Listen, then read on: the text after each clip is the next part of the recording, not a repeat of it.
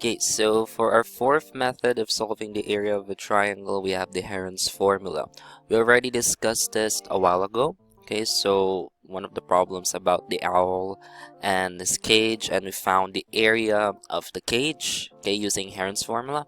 So it came from this Greek mathematician. So we have here Hero of Alexandria, or a Greek inventor. So he was a Greek inventor and a mathematician. He is well known for his formula for finding the area of a triangle given only its sides. His compendium of geometric rules entitled Metrica was lost until 1896. So it's kind of like a parallel to the Elements of Euclid. So Metrica was the creation of Hero of Alexandria, and the Elements was the creation of Euclid. So Hero derived the area of a triangle from the works of former great mathematicians, such as Archimedes. So given the formula on the right, okay, so we have here A is the area of the triangle, and we have here side measurements, lower cases a, b, and c, and the measurement of the three sides of the triangle, which were given. And we have the semi-perimeter, which is equal to a plus b plus c all over 2. So we've already given an illustrative example about this one. Okay, so we will move forward to the fifth one. So the fifth formula for finding the area of a triangle is by inscribing it into a rectangle. So an area of a triangle inscribed in a rectangle. So given here, we can solve for the area of a triangle that has been inscribed in a rectangle using the formula given on the right. So for example, we have here a triangle LAN. So let's say, for example, we have here a triangle LAN, and we've inscribed this triangle inside a rectangle. Okay, let's say, for example, ELDI. Okay, so we have here rectangle ELDI. So you want to know the area of triangle LAN. Okay, so we can get the area of this triangle by not exactly measuring the side measurements of the triangle itself, but the specific measurements of the rectangle here. Okay, for example, we know that the length of this rectangle here, for example, let's say it's 5. Okay, and we know its width, let's say for example it's 10, and we know this area, this segment also, let's say we know that it's 4. Okay, and let's say we also know this length here, let's say it's 2. Okay, so using the information that we have, let's try to compute for the area of triangle LAN. Okay, given the formula, A is equal to F times G all over 2 minus V times W all over 2. Well, we know that the length is 5. Okay, so that's the value of G. So let's put that here. And then we're going to multiply that to the value of F. So that's the width, which is 10. So we write here 10 all over 2. And then we minus that to the value of V. So the value of V here is 2. So we put there 2. And we know also the value of W, which is 4. It's been given. So 4. So we put there 4 all over 2. And from here, we can now solve for the area of the triangle LAN. So this gives us 10 times 5 is going to give you 50 divided by 2, so that's 25 minus, okay, this cancels out, so that'll give you 25 minus 4. And therefore, the area, okay, the area of the triangle that we have here, okay, triangle LAN is equal to 21. Okay, let's say units, okay, or squared units. Okay, 21 squared units. So that's the area of the triangle that we have here. Okay, so given that the area of the rectangle is equal to 50 squared units. Okay, so we've already discussed the Pythagorean Theorem during the first quarter and the second quarter, but let's try to discuss it more formally. Okay, so let's say for example, we have here a right triangle. Okay, so the Pythagorean Theorem only works for a right triangle. It cannot work for any other type of triangle, scalene, isosceles, equilateral, so it doesn't work for those types of triangles. The theorem only works for a right triangle. So a right triangle is a triangle that has a right angle. Okay, so there has to be a right angle in a triangle in order for us to use the Pythagorean theorem. So it was discovered by Pythagoras, but there were more later, way back, there were years where more ancient mathematicians were able to discover the formula, such as Gogu, okay, from China. Okay, so he was also one of the people who, what do you call this?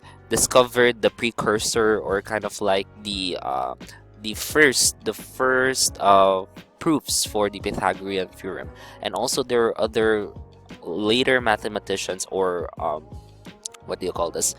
More ancient mathematicians who discovered the Pythagorean theorem. Okay, so here, so it's given by this formula. If we have the legs A and B, if we square them, it's going to be equal to the square of the hypotenuse, which is the longest side of the right triangle, which is equal to C. Okay, so a more visual proof for that, okay, let's say for example, you would like to explain this concept to your, let's say, to your 5-year-old sister. Okay, let's say for example, you have to explain this concept to like to like a toddler or a child. Okay, so let's say for example, we have here a triangle, and let's say we put some blocks here. Okay, we're not gonna use numbers, we're just gonna put blocks. Okay, so we have 1 block, 2 block, 3 blocks. Okay, so blocks are tangible. Toddlers, children can touch blocks and kind of like place them and arrange them in neat ways possible. Okay, so we have here 3 blocks, and then we have here, let's put 4 blocks here. 1, 2, 3. Okay, that's too much cramped. Okay, 1, 2, 3, 4. Okay, so we have 4 blocks. Okay, so the question now for your toddler kid, or to the kid who you are trying to tutor, what's the length of this hypotenuse here? How many blocks should there be? Okay, so what we're going to do is we're going to try to put here 2 more blocks, okay, so that it becomes a 3 by 3. Okay, so it becomes a 3 by 3. We're kind of like a perfect 3 by 3 figure that we have here on the right. And also we're going to do the same here on the bottom part, but instead of a 3 by 3, we're going to have a 4 by 4. Okay, so this one is a 4 by 4, a perfect 4 by 4. So now if we have here a set of 3 by 3 blocks, okay, so 3 by 3, if you count that with your toddler sibling, okay, so that gives you 1, 2, 3, 4, 5, 6, 7, 8, 9. So therefore there are 9 blocks on the right side. So how about on the bottom? So let's count. So 1, 2, 3, 4, 5, 6, 7, 8, 9, 10, 11, 12, 13, 14, 15, 16. So there are 16 blocks, okay? So you didn't use multiplication, you just simply counted. Okay, so there are 9 blocks on the right, and there are 16 blocks on the bottom. So how many blocks should there be at this side? Here. Okay, so what we're going to try to do, okay, is we're going to try to put the remaining blocks, okay, all of those blocks to the other side, okay, to the longer side, okay, so that we can determine the number of blocks here. So we can write here 1, 2, 3, 4, 5, okay, 6, 7, 8, 9, and that removes all of the blocks from the right side. So how about from the bottom? Okay, so we already removed the blocks from the right side. Okay, so let's try to remove the blocks from the bottom. Okay, so we have here 5. Okay, so 9. Okay, so another 16. So 1, 2, 3, 4, 5, 6, 7, 8, 9, 10, 11, 12, 13, 14, 15, and then 16. So therefore we've removed all of the 16 blocks at the bottom.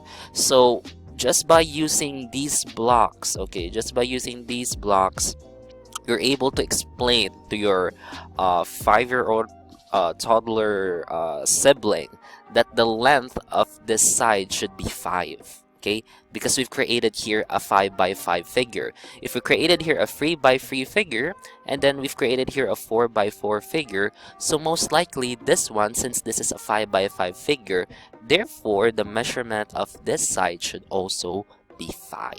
Okay, so without using algebra, without using the squares and the addition and subtraction, you were able to explain to your toddler or kid sibling that there has to be a 5 there, and that's the essence of the Pythagorean theorem. That's how the Greek mathematicians computed it. They didn't really have a concept or a notion about algebra. Their operations during that time weren't that more formal as compared to ours right now. So they only use their basic things that they have in their environment, which are blocks, which are the physical things that we see around us right now. So they didn't have this abstract concept of addition, subtraction yet during their time, but they used these blocks. Okay, so these were very rudimentary and very educative